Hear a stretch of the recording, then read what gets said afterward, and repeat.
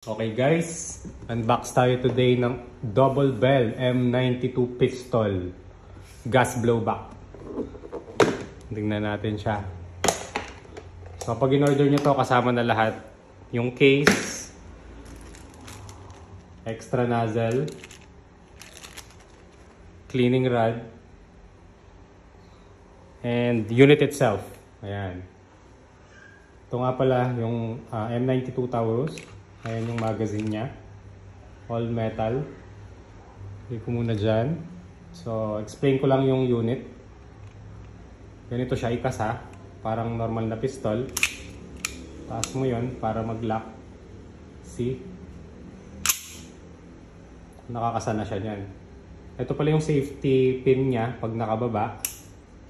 Kahit anong pull mo sa trigger, hindi puputok ang barrel.